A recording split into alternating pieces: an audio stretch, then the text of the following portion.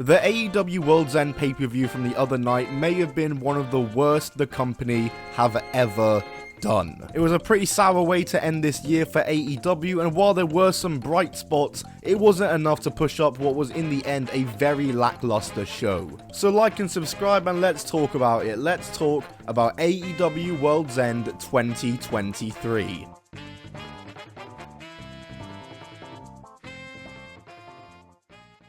Let's start off by doing a quick summary of the pre-show. We started off with Willow Nightingale and Chris Statlander. It was a good match for the two hometown girls. There were a few botches here and there, which was unfortunate, but it was an alright showing and good for what it was. We had a 20-man Jobberfest Battle Royal, which was won by Killswitch. I couldn't really care less for this match. It went exactly kind of how you'd expect a Battle Royal like this to go. And then we had Hook versus Wheeler Yuta. This was just a dynamite match, really. But anyway, let's get into the main show, and we open with the 8-man all-star tag, a 4v4 with the remaining contestants from the Continental Classic. You had Danielson, Garcia, Claudio, and Mark Briscoe against Jay Lethal, Roosh, Brody King, and Jay White. And this was a good opening tag match, lots of fun action. It was, as it says, an all-star tag. These are 8 great talents in this match who have all been wrestling regularly for the last 2 months, so that definitely helped with it. And yeah, it was a good showing from every single person in this match. The babyface team wins, and hopefully Daniel Garcia is going to be getting a big push coming up soon, maybe joining the Blackpool Combat Club. But speaking of Daniel Garcia, we had Matt Menard on commentary, who was just being cooked by Brody King for whatever reason.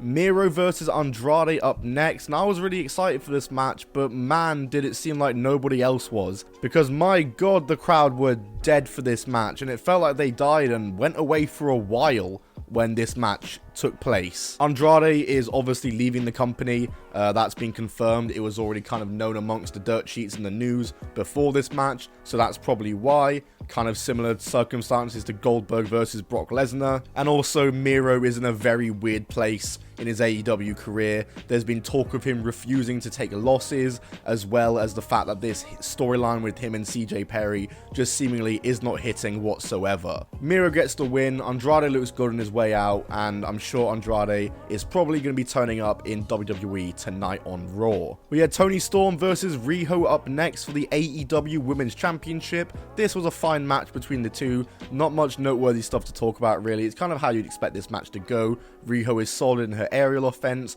Toni Storm is solid in her character work and more powerful offense compared to Riho. And she, of course, picks up the win with her crew of Mariah May and Luther helping her out ringside. I love this group that she's got going for her. We next up had Swerve Strickland versus Dustin Rhodes. This was, of course, meant to be finally the blowout match for Swerve Strickland and Keith Lee, but however, Keith Lee revealed this year that he has been injured for the last year and a half, or has been working through an injury for a long while, and as such, was pulled from this match. So we got Dustin Rhodes instead, and before the match even started, Swerve just destroyed Dustin Rhodes, murdered him, hurt him, and yeah, Dustin Rhodes was being carried back out, looked like the match wasn't gonna happen, and then he turned around and the match started, and the moment he did that is the moment the match completely died. The crowd was so hot during the attack angle when Swerve was attacking Keith Lee, and then he turned around and they actually had a match, and it didn't really need to happen. I like Dustin, I love Swerve, they could have a good match. This was an alright match, but just didn't need to happen in the end. We didn't need a last minute Swerve versus Dustin match with no story. And I get them doing that attack angle at the start was to create a story going into the match, so fair enough.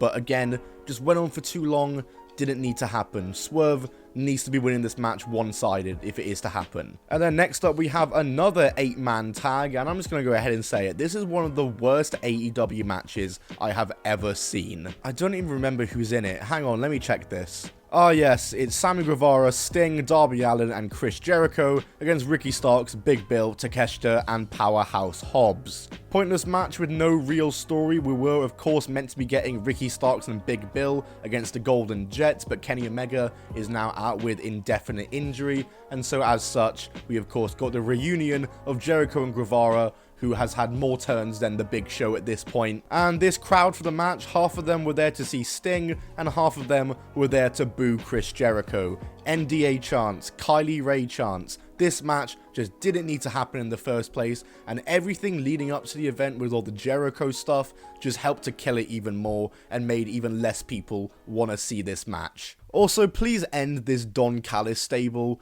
I have a biggest pet peeve in wrestling when groups of heels or heels are just grouped together and forming a random stable with no real motivation. I used to hate it when WWE did it with like Baron Corbin and would put him with Strowman or Elias or Lashley or Orton or whoever, and now AEW just seems to be doing it a lot, and this Don Callis stable just not what Powerhouse Hobbs needs, not what Konosuke Takeshita needs. These are two guys who are so solid singles-wise, they don't need this stable and to be aligned together. Anyway, we had Julia Hart versus Abaddon next for TBS title. This match went kinda how I expected it to. It wasn't great, but that's thanks in part to the crowd being dead from the last match, and also, this match didn't really have someone in it who could carry the match to a high standard of a match. You had Julia Hart, who's still very young and inexperienced, and Abaddon, who's the same and hasn't really been on TV for much of the last year until recently. But regardless, it's another win for Julia Hart. She keeps the title, so it's a W in that regard. I'm a fan of Julia Hart. Her moonsault at the end of this match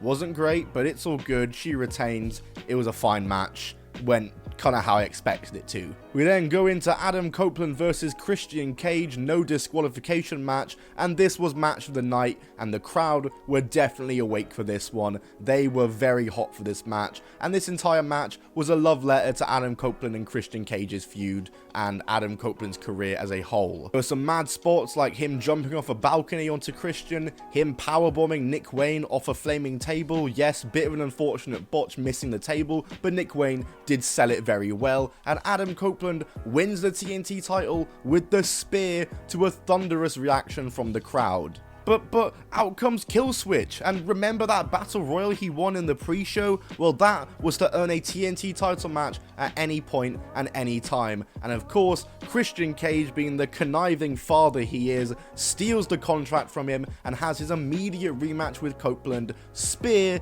and wins the title back. Yeah, might be a bit overbooked, but as Wrestling Gifts made a very good point on Twitter with, this entire thing was a love letter to Copeland's career, and that includes a cash-in. Christian Cage continues on as TNT champion, which I can't complain about too much. He's been AEW's MVP for 2023. We then had the final of the Continental Classic, Moxley versus Kingston, to crown the first AEW Triple Crown champion, New Japan Strong champion, AEW Continental champion, and of course, the Ring of Honor World Championship, all on the line, and Kingston won this match. A really good moment and a deserved moment, and this was a good story here. These two have been fighting for years. They always kill it in the build up to these matches. This last week on Dynamite, they had a great promo section between the two of them, and while there wasn't really any new ground being covered in this match, it was a solid match that we know these two can deliver, and once again, Kingston got the win, and that's all that really matters in regards to it, the result, and Kingston deserves that Continental Classic win. Anyway, it's main event time. It's Samoa Joe versus MJF for the AEW World Championship, and this match surprisingly had no BS involved in it, and the crowd were hot for it. It was a very good match and a very good end to the show, but again, wasn't enough to drag up the rest of the show. And Samoa Joe, he gets the win after MJF's hand is dropped 3 times as he's locked in the Coquina clutch. Samoa Joe is the new AEW World Champion, a deserved win for Samoa Joe here, who's been so good and so solid for so long. And of course, after the match, the devil is finally revealed, and it's Adam Cole, baby, and he's joined by Roddy, Wardlow, and the Kingdom. Remember what I said about random heel factions?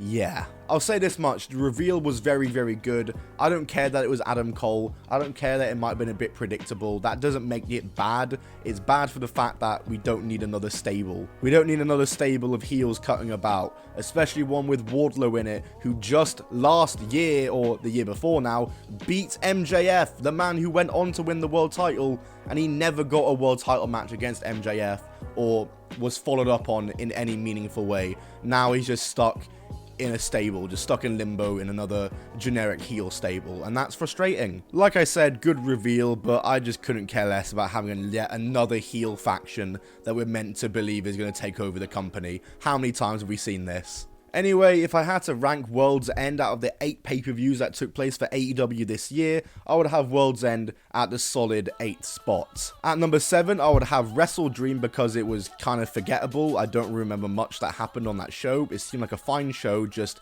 not one with many consequences or meaningfulness. Double or Nothing comes in at number 6. It was an above average show overall, just so overbooked. There were so many matches. We went so many matches into the show without a legit finish or just a legit match. Everything was so overbooked. We've got Revolution coming in at number 5, a decent show overall, which is definitely bumped in the ratings by the Bryan Danielson and MJF main event.